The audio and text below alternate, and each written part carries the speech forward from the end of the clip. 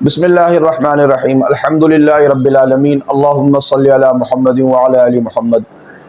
یہ دین جو محمد الرسول اللہ صلی اللہ علیہ وسلم لے کر آئے اور جس کو کتنی صعوبتوں کے ساتھ آپ صلی اللہ علیہ وسلم اور آپ کے جانثار صحابہ کرام نے ہم تک پہنچایا، افسوس اس دین کو بھی آج ہم اپنے مفاد کے لیے استعمال کرنے والے بن گئے، اور اس دین کا جو ہم نے اپنے مفاد کے لیے استعمال کیا، اس کا نام ہم نے رکھ دیا مذہب کارڈ۔ آج تک ہم نے سنے کسان کارڈ، مزدور card, ration card, debit card, credit card, لیکن یہ عجیب کارڈ ہے مذہب کارڈ، جس کو ہر کوئی شوق سے استعمال کر رہا ہے۔ مذہبی پیشوا بھی شوق سے استعمال کر رہا ہے، حکمران بھی استعمال کر رہا ہے، اور ڈکٹیٹر اور آمری بھی استعمال کر رہا ہے۔ کیا یہ دین ہمیں اسی چیز کی تعلیم دیتا ہے؟ کیا ہمیں اللہ تبارک و تعالیٰ کا خوف باقی نہیں رہا؟ کیا ہم نے مر کو اللہ کو اور اس کے رسول کو منہ نہیں دکھانا؟ آئیے میں آپ کے سامنے چند مثالیں رکھتا ہوں کہ جس کے ذریعے جو ہم اپنے مفاد کے لیے اس کارڈ کو استعمال کرتے ہیں، وہ کہاں کہاں استعمال کرتے ہیں، کیسے کیسے استعمال کرتے ہیں، اس کی چند مثالیں میں آپ کے سامنے رکھتا ہوں۔ مثال کے طور پہ اگر کسی پارٹی کو، کسی قوم کو حکومت کے خلاف کوئی اتحاد بنانا ہوگا، یا اپنی حکومت کے خلاف کسی کو بغاوت پہ اکسانا ہوگا لوگوں کو، تو وہ کیا استعمال کرے گا؟ وہ یہی استعمال کرے گا، وہ قرآن کو استعمال کرے گا، مذہب کارڈ کو استعمال کرے گا، اذن للذین یقاتلون بانہم ظلموا، اس آیت کو استعمال کرے گا کہ اللہ تبارک و تعالیٰ نے اجازت دی ہے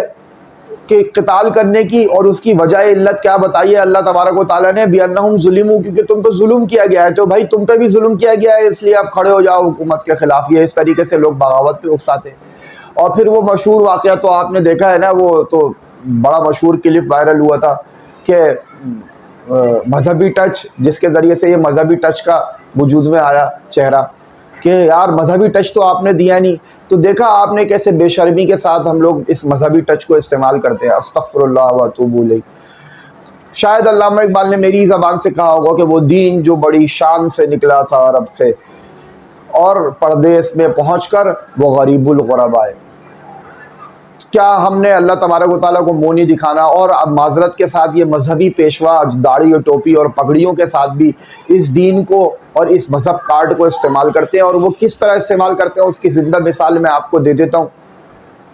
اس کی زندہ مثال یہ ہے کہ مثال کے طور پر جب انہوں نے وصولی کرنی ہے تو وہ قرآن کی آیت پڑھ کے دکھاتے ہیں، من ذا الذی یقرض اللہ قرضا حسنا، کہ کون ہے جو اللہ تعالیٰ کو قرض حسنہ دے، فَيُضَاعِفَهُ لَهُ وَلَهُ أَجْرٌ كَرِيمٌ، اور اللہ تعالیٰ اس قرضے کو بڑھا چڑھا کر پھر واپس کرے گا۔ تو بھائی دیکھو، اس کے اوپر پوری تقریر تیار ہوتی ہے کہ کس طریقے سے جو ہے نا وہ اللہ تبارک و تعالیٰ اپنا آپ کو جو مال دیا ہے وہ اللہ نے دیا ہے، اور پھر یہ مال اللہ آپ سے واپس مانگ رہا ہے قرضے کے طور پہ، اور پھر یہ بڑا چڑھا کر خوب تقریریں کر کے جب مال سمیٹ لیا بہت زیادہ، اب تقسیم کرنے کی باری آئے گی تو اپنے نیچے جو ملازمین کام کر رہے ہیں، جو کہ وہ خود بھی قراء ہیں، وہ خود بھی حاملین قرآن ہیں، وہ خود بھی علماء ہیں، لیکن جب ان میں تقسیم کرنے کی باری آئے گی تو پھر آپ اسوہ دکھائیں گے، دیکھو ہمارے نبی صلی اللہ علیہ وسلم کس طرح پیٹ پہ 2 پتھر باندھتے تھے، ہمارے اکابر جس طرح اپنی تنخواہوں کو کس طرح قلیل سمجھتے تھے۔ تو آخر یہ کیا ہو رہا ہے؟ یہ کیا تماشا ہم نے دین کے ساتھ بنا دیا ہے کہ ہمارے ڈبل اسٹینڈرڈ ہو گئے ہیں۔ جب اپنا مفاد آتا ہے تو ہم دین کو استعمال کرتے ہیں اور ان آیتوں کو کوٹ کرتے ہیں، اور پھر جب اپنا مفاد نہیں ہوتا اور جہاں پہ ہمارا اپنا مفاد پھنس رہا ہوتا ہے تو ہم دین کی دوسری جو ہے نا وہ شروحات کو استعمال کرتے ہیں، دین کے جو ہے نا دوسرے مزاج کو دیکھتے ہیں۔ تو اپنے لیے اسٹینڈرڈ اور ہوتا ہے، دوسرے کے لیے اسٹینڈرڈ اور ہوتا ہے۔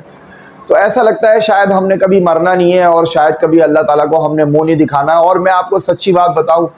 مذہبی لبادے کے اندر جو ہے نا وہ عوام بھی بہت بلیک میل ہو جاتی ہے، اور اس کی وجہ یہ ہے کہ نہیں حضرت کے خلاف نہیں بولو، حضرت کے خلاف نہیں بولو۔ ابے بھائی ہم حضرت کے خلاف تھوڑی بول رہے ہیں، ہم ان سے ذاتی دشمنی تھوڑی ہے، ہم تو وہ بول رہے ہیں جو مارکیٹ میں اس وقت چل رہا ہے۔ اور وہ بھی یہ بات ہے کہ سارے لوگ تو ایک جیسے نہیں ہوتے، 5 انگلیاں ایک برابر نہیں ہوتی، لیکن آپ کو دیکھنا چاہیے کہ یہ سب کچھ چل رہا ہے مارکیٹ میں بھائی، تو آپ اپنا چندہ وندہ بھی بہت دیکھ سمجھ کر دیں۔ لگے ہوئے ٹائلوں کو میں نے دیکھا ہے، لگے ہوئے ٹائلوں کو اکھاڑ کے اس کے اندر پھر جو ہے نا مینا کاری کر کے نئے ٹائل لگوا دیے، اور وہیں پہ اگر کوئی آدمی درخواست دے دے کہ یار میری تنخواہ ذرا زیادہ کر دو، اور وہیں پہ اگر کوئی درخواست دے دے کہ یار مجھے قرضہ چاہیے، تو بولیں گے بھائی آپ کی کارکردگی کیسی ہے، آپ کیا کر رہے ہو، کیا نہیں کر رہے ہو، اتنے 10 سوالات کھڑے کر دیں گے، آدمی بولے گا یار لعنت ہے میرے کو چاہیے ہی نہیں۔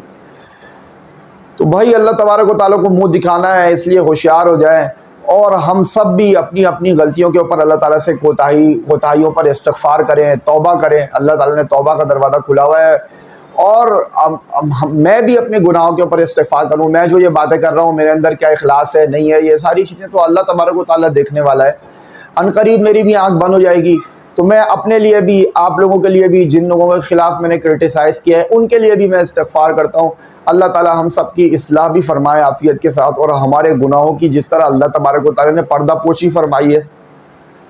اللہ تعالیٰ اسی طرح ہماری پردہ پوشی بھی فرمائے اور ہمیں ذلیل و رسوا ہونے سے بچائے. مرنے سے پہلے پہلے ہمیں اللہ تبارک و تعالیٰ اس شان کے ساتھ موت عطا فرمائے جس شان کے ساتھ ایک پکا مسلمان مومن اللہ کی بارگاہ کے اندر حاضر ہوتا ہے. وآخر دعوانا الحمدللہ رب العالمین.